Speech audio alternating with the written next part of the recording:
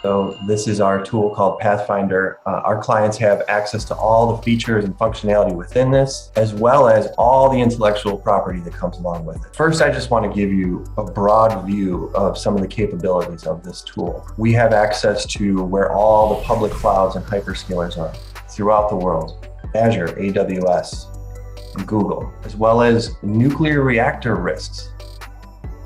I can select a specific provider and immediately identify all of their data center locations throughout the world. And here, in a matter of seconds, we can immediately identify every single Equinix facility throughout the world. I can click on any of these physical data centers and immediately see all of the vitals on that fiber providers, the compliance certifications. Okay, so Ryan, let's look at a specific example. So maybe there was a company that was looking to decommission their own data center, move into a colo facility. Or maybe they're looking for a DR facility. We can do a vicinity search from 25 miles all the way to 200 miles. I'm just going to type in Atlanta, Georgia, a little under 30 data centers within a 25-mile radius. Now, instead of evaluating the entire marketplace and talking to countless amounts of salespeople, this tool allows you to put in your criteria, your requirements, and ethically pit the entire marketplace against each other in a matter of seconds. So I'm going to put in some examples. So maybe you needed co-location services and you want direct connect to AWS. Maybe it has to be a tier 3 data center and your company has to comply with SOC 3. So in a matter of seconds, I just narrowed down almost 30 data centers to 2. We can even identify costs for power. So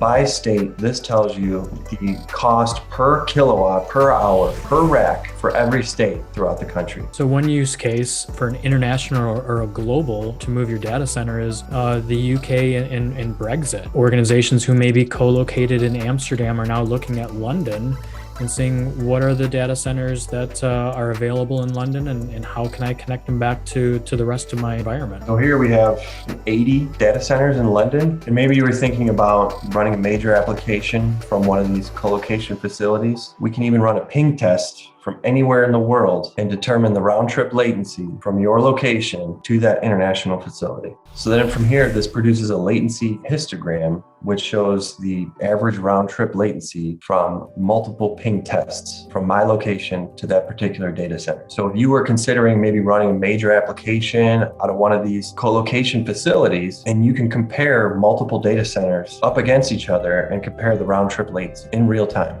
So after you put in your company's requirements, you're left with a nice narrow subset of providers you know can meet your criteria. It really is insane how much some companies have paid other consulting firms to just do all this research, and it takes them months. And with a tool like this, we're able to produce these results in a matter of minutes. So Ryan, here I've drilled into a specific co-location address and brought up all of the fiber providers that are lit in this particular facility.